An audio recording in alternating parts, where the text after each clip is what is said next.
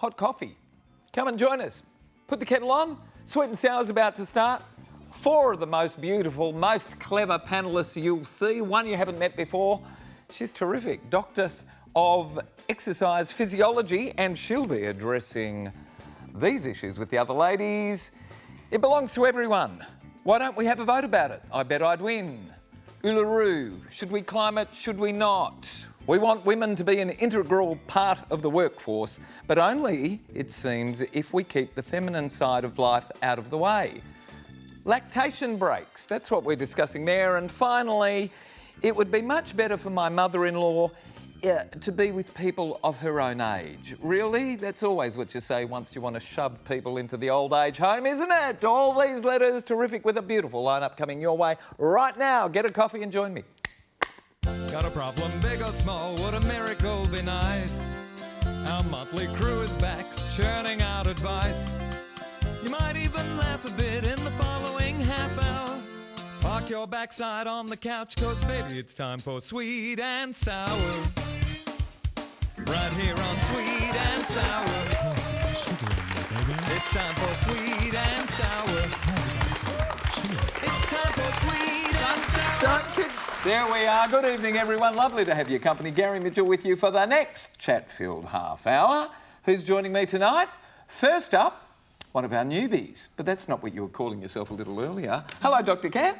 What was I calling myself? A sweet and sour virgin. Oh, yes. Yeah, and you can yes. see all the young kids in the... I know, the going sweat. nuts. Yeah. Terrific to have you here. Great to be here. Doctor of Exercise Physiology, but you do so much more now. Yes, I help women improve their confidence. That's the main thing that I do. Why only women? Well, just that's my market and that's who understand me, but men are definitely an audience. But I guess I just appealed to women more. Okay, that's fair. Does she appeal to you? Hello, my Nat. She appeals to me. She does. All right. How are you? Good. What's new on the cooking circuit?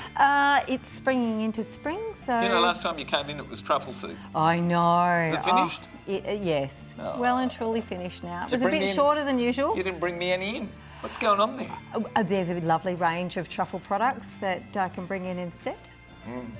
Never short to actually sell a product. Truffle. Do you make any products?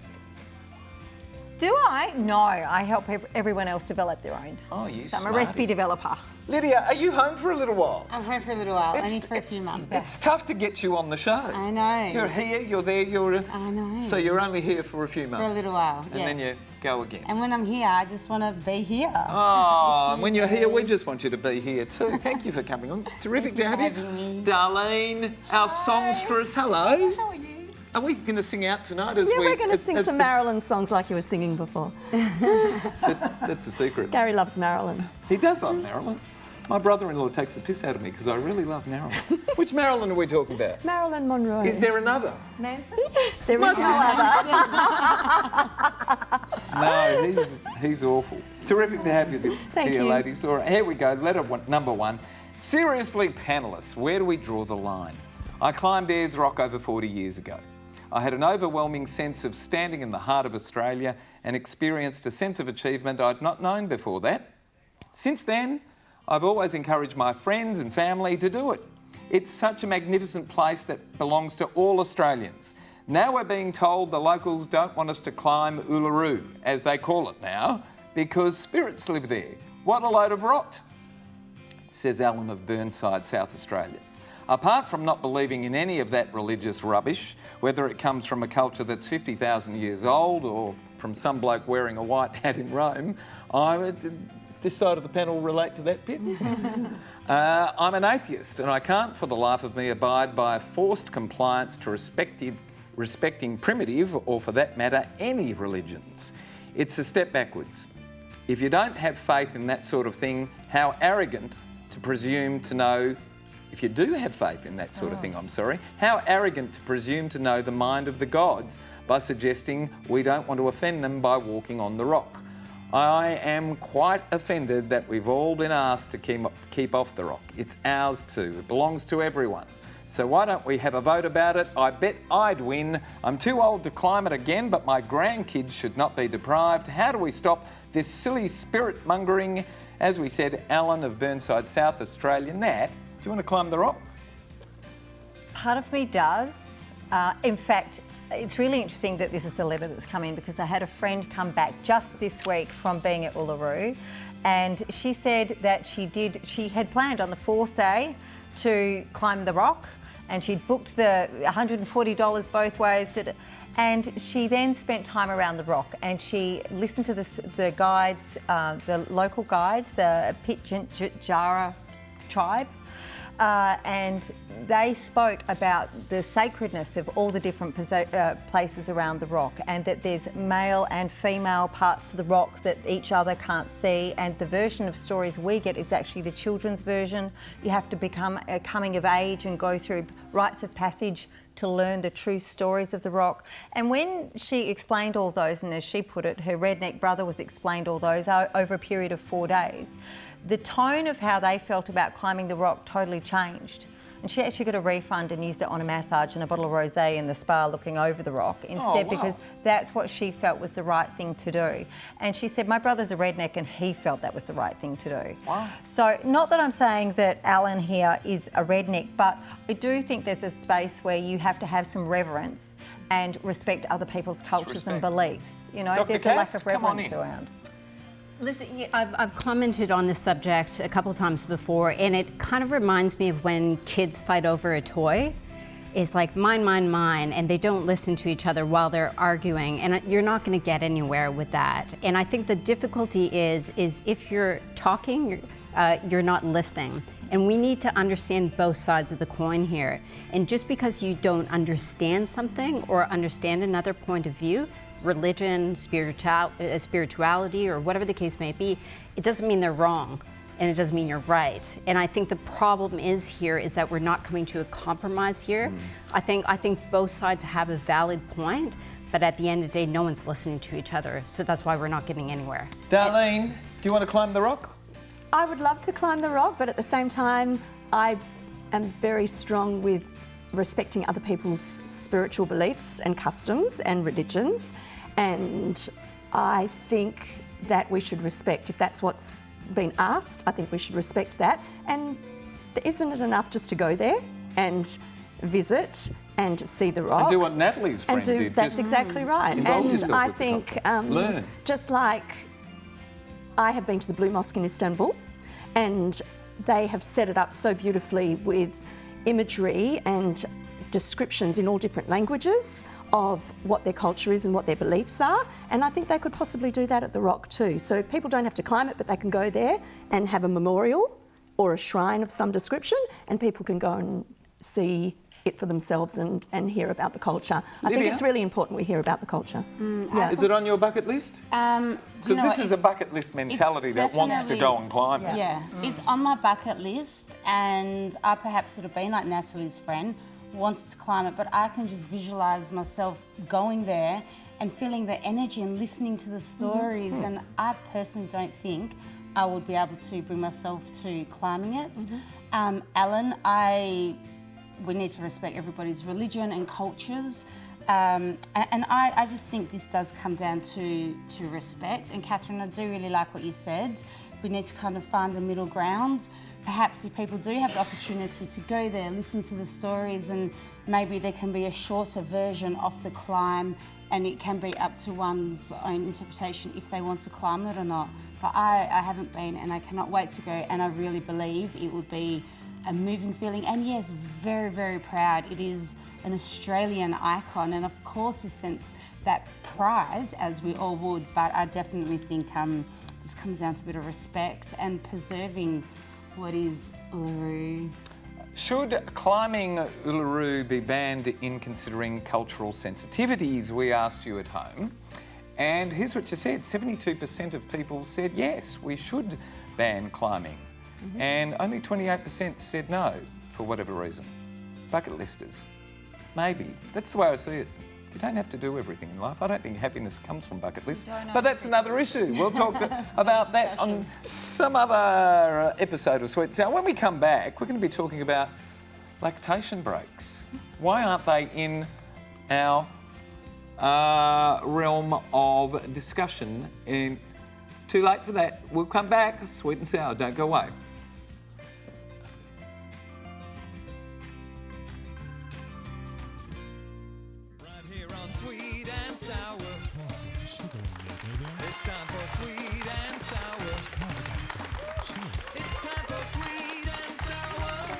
died. We're going to talk about it in a minute. Welcome back to Sweet and Sour. If you'd like to send us a letter, I do actually know that story. You don't. If you'd like to send us a letter, send it to one of these contact points. There we are. There's all our social media bits and pieces on the screen right now. And for every one that lands here, we'll have a good look at it. And if we like it, we pass it on to the panel and discuss. We're going to send you to the movies, courtesy of Natalie Cameron and NRC Communications. And the movie we're sending you to this week, I've forgotten it already, haven't I? The Nightingale. Lucky I've got all these clever women around me to support me. All right, here we go with letter number 2. Babies versus business. Hello, panellists. Well, it started, but we had a long way to go. Paid lactation breaks for women should have been implemented a generation ago. Having babies is the most natural part of life and should not be an economic inconvenience in the workplace. I have trouble believing that some are so strongly against it. What is that? We want women to be an integral part of the workforce, but it seems only if they keep the feminine side out of the way. Not only should we have paid lactation breaks, but childcare at the place of work should without question be a normal part of big business employing people. It offends me that corporations like Telstra, Fairfax, BHP, plus all the local, state and federal government departments don't have this facility. Perhaps they're not really interested in people, only in profits or surplus. Women have decades to go before we are truly equal in the Western world. What can we do, panellists, apart from demanding paid lactation breaks, to speed up the acceptance of feminine requirements in our workplaces? Clarissa of Nunawading in Victoria writes to us. Darlene. Yes. What more can we do? I love this letter. I think that in this day and age, businesses, especially big businesses, should relax a little bit. They should get with the program, and I think they should stop micromanaging people. They should let people do things as they wish to do them. If someone wants to work a 4-hour day, if someone wants to work an 8-hour day, they can. If someone wants to bring their child to work, they can. And they should supply childcare facilities as well. And of course, let women breastfeed at work. Well, and definitely. And we are moving into that phase. You know, we have a lot of people working at home now. Yeah, that's right. And they're not so draconian as they used to be. I remember working in the public service all those years ago. It was flexi time. And that was when they introduced it. And as long as you got your hours up, that's right. They didn't care. Yep. You know, you could start at 9:30 or you could start at 7:30. Yep. Okay, tell me. Well, lactation breaks, number 1, yes or no? Well, yes, if the baby has to come to work. If the baby has to come to work. If the baby has to come. I'm a mum of 2 and I breastfed both my babies for as long as I could. And I'm all for women in the workplace and women's rights and I power hear to a the butt women. coming. Yeah. No, well, I just, firstly, I don't think that companies are being sexist, and I don't think they're isolating as such. I think there's such a small percentage of women that actually require to bring their child to work and have to breastfeed or lactate their child. So if you are one of in that very small percentage, I mean, I think you should have the conversation, or as Gary suggested, see if you can work from home. But I don't know, where does it stop? I'm all for women. I'm all for breastfeeding. Well, why does it need to stop? Why does it need to stop? We're just changing culture, aren't we? There's a flip side to it, you know. Which is? You know, you've got the facilities at work, so you should be coming back. You know, we've got the room for you. Come lactate here, pump off, send the milk home, do that kind of stuff. There's a flip side to it. You know, it kind of takes away some of that space. I can see what Lydia is saying. You know, there is a flip side to that, and there's also, I mean, yes, there's a work from home option, and not everyone is gifted with the ability to have one parent working and one, you know, taking care of the baby. I understand that.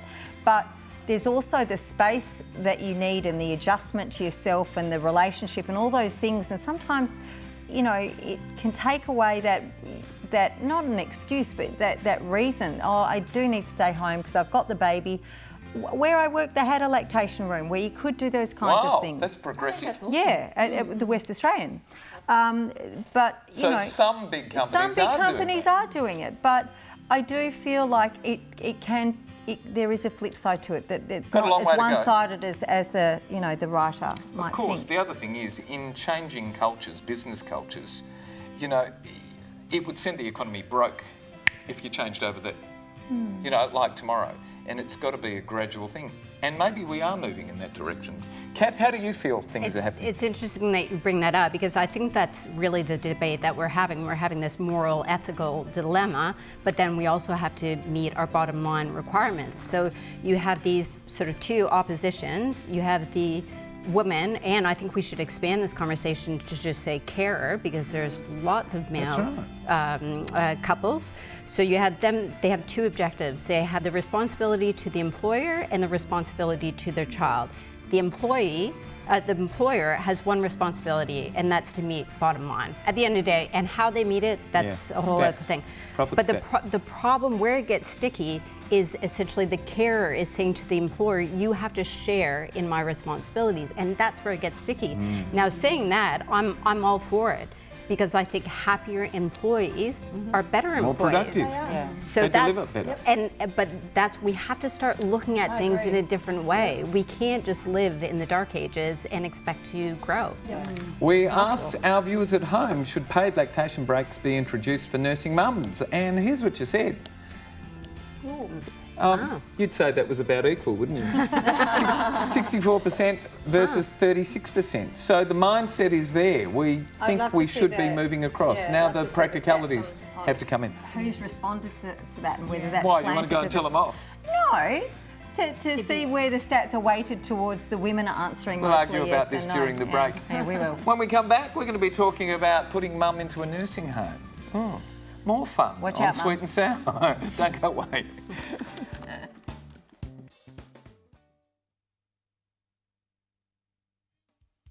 Right here on Sweet and Sour.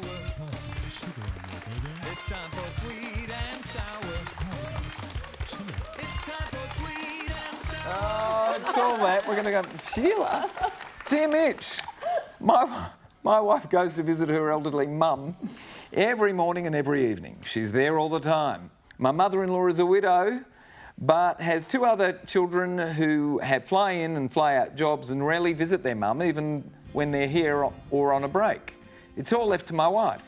I'm starting to get jack of it all. I've told my wife it's time to put her mum in a nursing home, but she doesn't agree and says that we have no reason to do that when mum is so vital, able and mobile. Also, she says her mum simply doesn't have a large group of people about her. So, mum, for some reason, has become our responsibility solely. This seems so unfair to me. I can't work out how to change my wife's mind. In my head, it would be much better for my mother-in-law to be with many people her own age rather than dependent on my wife all the time. What can I do here? Martin of Mandurah in WA. Lydia, Martin's being a bit selfish, isn't he? I think Martin is being a little bit selfish. Your wife's mother isn't going to be around forever. I know, I personally... So what if she was, though? No, I know, but he's obviously wanting time, reading between the lines, he's wanting to spend more time with his wife. Oh, And that's I'm a nice assuming- slant. I'm assuming he perhaps do you doesn't reckon want to spend that's as much true? time with his mother-in-law. Well, he's expressing some form of frustration, and I feel that from this letter, and that's what I'm getting from it. You're being very nice to I'm Martin. wondering where in the ranking of siblings your wife is. Perhaps she is the eldest. Generally, it is the eldest that seems to care more for the parents. Don't tell me that. My brother will watch this and then it'll be Okay, all or if it's a female, it's the female. But you know what? Having said that, there is an undeniable bond between a mother and a daughter. I'm not sure what the siblings are, if they're brothers, but I just think let it be. Let her do. She wants to look after her mum. Have the conversation. Look, I mean, there's generally always a nursing home conversation that is had. If but needs you've be. had it. She doesn't need it. She doesn't want it. She doesn't need it. Go Good. with the flow. For my money, you know, it's a quick way to 6 feet under, putting them in homes. Save the money. Is that what you mean? Or no. Oh, that's terrible. Darlene, are you likely to put your mum into a... No, Martin, your wife sounds like a beautiful lady with a heart of gold, and I think you should let her do what she wants to do. And the way I see it is, as far as her spending the time with her mother, if her siblings don't want to, that's their choice. And when the mother's not around anymore, your wife is going to be the one who will feel good about, the time she spent with her, and the siblings, they will feel guilty, but that's their choice. Yep. Yeah. Before we ask the other side of the panel, we asked you at home to answer this question for us. Is it normal to expect the elderly to move into nursing homes rather than stay at home? And here's what you said. How wonderful is that? Only 26% of respondents said yes, it's normal to package off the olds into the nursing home. 74% said no. And I think the Australian government's trying to encourage people to stay at home now too. Okay, Kath, how much compassion have you got for Martin of Mandurah? I actually do, because both of my parents are in this exact situation, and I'm just seeing their lives literally just get wasted away by taking care of their parents. Now, I'm not saying it's not the right or wrong thing to do, but I think, Martin, in your case, I think you're not dealing with the objective issues at hand, being that your wife isn't there. She's dealing with immense amounts of guilt, and which turn into shame, meaning guilt, I should be doing more, I should be doing this, turn into I'm not a good daughter unless I do this. Why couldn't she be dealing with immense amounts of love? Well, and this is a good point to bring up and something to ask her. Are you doing this out of guilt or are you doing this out of love? And I think that's a big question to ask, because even if you tell her, only go see your mum 3 times a week, the guilt is just going to go up, and you're still going to be at square one. You're not going to move anymore. So, personally, I think marriage counselling would be a very, very good thing. You need to communicate. When you get married, you're in a team. And this is a problem that they face together as a team. And it sounds like he's just attacking her as opposed to saying, okay, how do we solve this? You're in Mandurah, let me solve some of it for you, Martin. There's Mahjong, there's the historical club, there's the walking group, they meet twice a week. And yeah, she does need to be with ladies of her own age and perhaps pursue social things. Help her to do that. Help your wife show your mother-in-law how to do that. So show some kindness, show some love and respect for this lady who's been in your life all this time. Obviously, you've been married to your wife for a while, and this lady has been part of your life too. So stop treating your wife as an enemy. Take this problem on together and try and work a way around it. I think there's something else going on here. I don't know what it is, but, if the daughter wants to get out every night and every morning, and he's sitting there nagging, well, there's the answer. But I don't know. I go and visit my mum as often as I possibly can, and every time I go, it is such a delight to go and visit her. And she's fantastic. And my mum is able, vital, She actually put a licence in without discussing it with me. No, it's time. Boom. I don't know why she did that, but anyway. Aren't you lovely? Is it time to go? Start saying goodbye. They're telling us on the screen. We've got to go. Dr. Kath, lovely to have you here. Say goodbye. Yeah, I know. I just want to stay here. Is it good? I feel like I've been properly diverginated. Oh, gosh. Maybe you might need to cut that out. All right. Get the footage for you next week. Terrific. Lovely to have you here. Will you come back? Absolutely. Nice to have you here. Hello, good night, my darling. Lovely to have you back on the panel. Hello and goodbye. Hello and goodbye. I've had relationships like that. Oh, we all have. Goodness me. Great to see you. When are you disappearing? When do we get you on the show again? In a couple of months. So in a couple of months. I'm all yours. Wow, this is a saucy goodbye. But I've got to share myself with Darlene. Good night, my darling. What a lady to share herself with. Hang on. How many minutes have we got? What song are we doing? We're having a heat wave, no? Oh, tropical heat wave. Yeah. Oh, it is hot in here. Yep. That's me, sunshine. Thank all of our wonderful panellists. Thank our terrific crew, and thanks for having us at home tonight, Australia. Good night, everyone. The Royal Wave, is that what it is? Or something like that. See you next week. Good night, everybody. What?